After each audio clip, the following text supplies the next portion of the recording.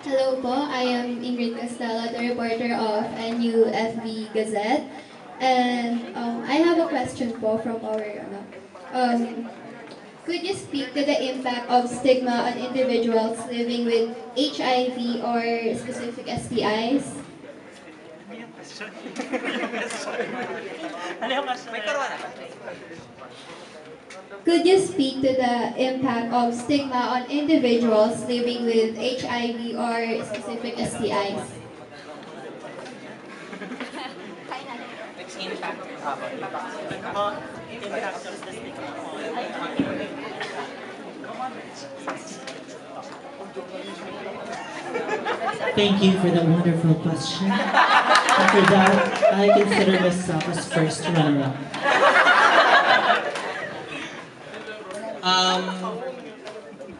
Sige, ito na lang.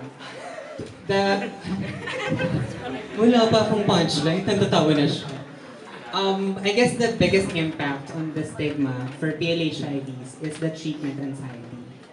Ang dami naming clients sa hubs namin na hindi bumabalik for treatment kasi natatakot sila.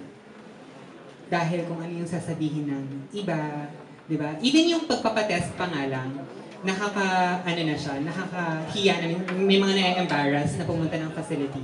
That's why na-develop natin si self-care kits. Kasi si self-care kits, you can use that on your own safe space, kung saan ka komportable. Sa bahay ninyo, cafe shop, restaurant, kung saan mo bet, pwede doon kung na-embarrass. Yun yung biggest impact ng stigma on PLHIVs na hindi sila nakakabalik sa amin for treatment. So ang nangyayari, bumababa yung immune system ni PLHIV para labanan yung mga infections.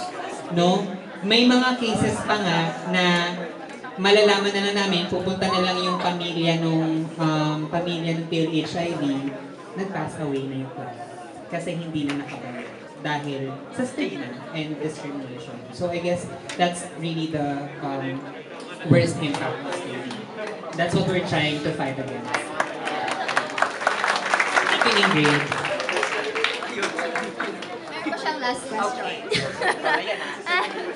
Ayusin mo yan. Thank you for answering my first question po. For my last question po, do HIV symptoms differ in women and men? Thank you. Thank you. As we have discussed earlier, early stages ng HIV, there are no signs and symptoms, regardless if you're a man or a woman.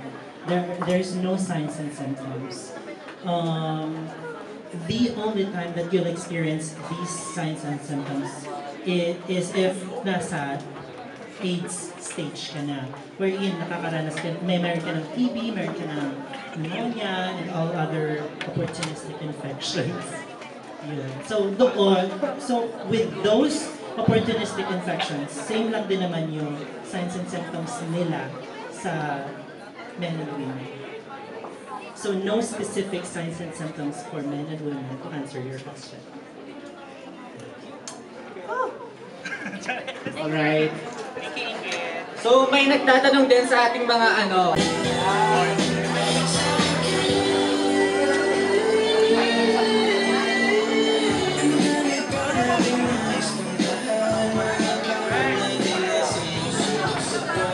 At Athena, I have a safe space. And as someone who experiences that every day, I want you to experience that today. Let's establish that this is a safe space for everybody here today. Tama? Why?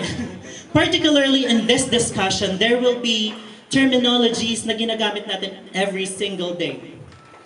Pero when we use them in the Filipino language, medyo awkward na for us.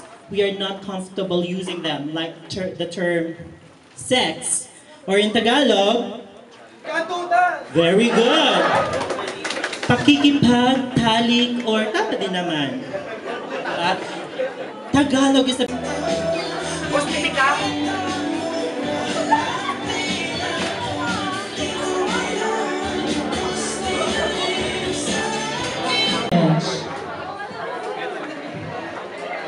Okay. Tatlo, apat. Apat! 5, 6. Oh, sabi. Orange is, kayo ay... Tell anyone about your situation. By the way, this is a multiple question. Actually, hindi ko siya masasabing hindi ko siya nakinaya ko siya. Kasi Good afternoon, everyone.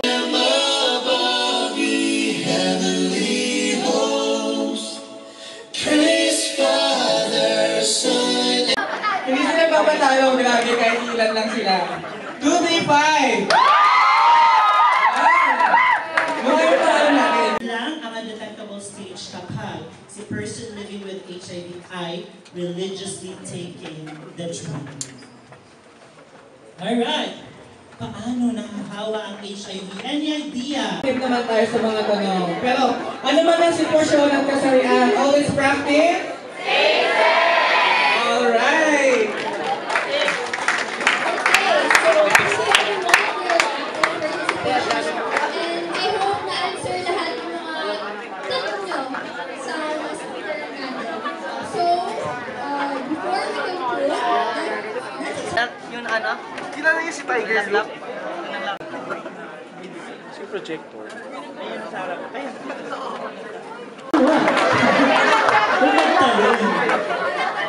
Oral sex. Risky na din siya kasi may penetration na inside. the side effects were already disrupting my life. I have no social life. It's already disrupting my job. It's no longer a normal and fulfilling life. So I made a conscious decision to stop the medications. And a year later,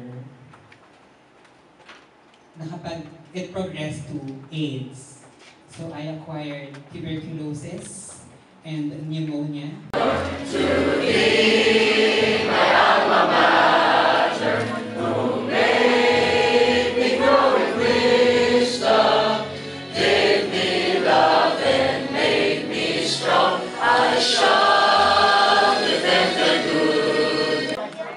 Slides.